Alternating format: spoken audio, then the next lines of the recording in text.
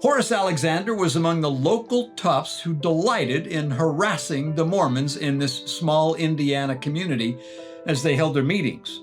Then one day, he met one of the Latter-day Saint young women, a 16-year-old by the name of Nancy Reeder. Evidently, Horace was quite taken with her, not only with her, but also with her religion, and soon he was taught the gospel and baptized.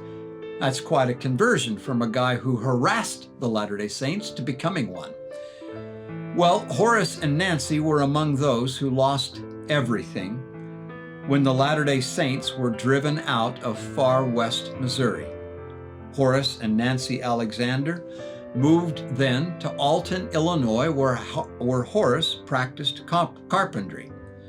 On April 6th, 1841, Horace Alexander was called to be a carpenter on the Nauvoo Temple. So, of course, they moved to Nauvoo and remained there until the temple was completed.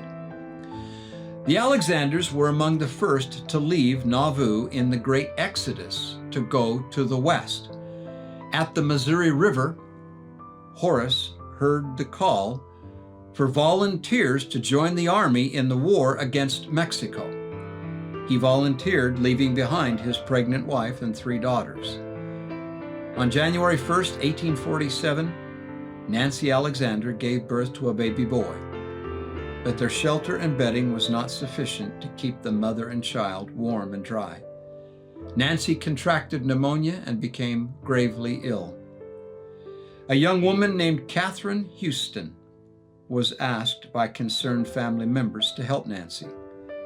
As Nancy grew weaker, she asked Catherine to promise her that she would care for her girls and get them to the Salt Lake Valley to meet their father. Catherine made that promise.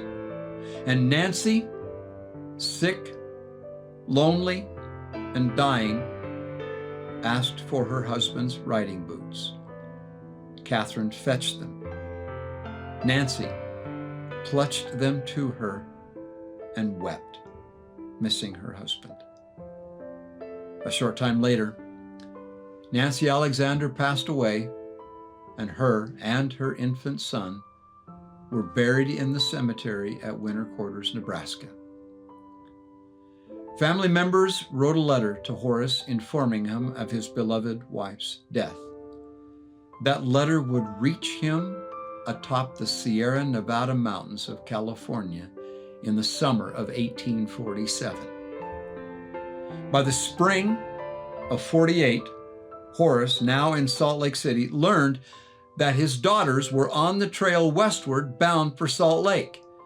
Horace rode out onto the trail and met them somewhere near the Sweetwater in Wyoming. Their reunion was joyous, and for the first time, Horace met Catherine, who had more than honored her promise to care for those girls who by now she loved as her own.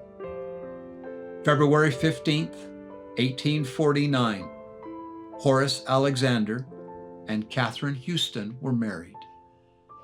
True to her promise and beyond, Catherine became as a mother to the daughters of Nancy Alexander.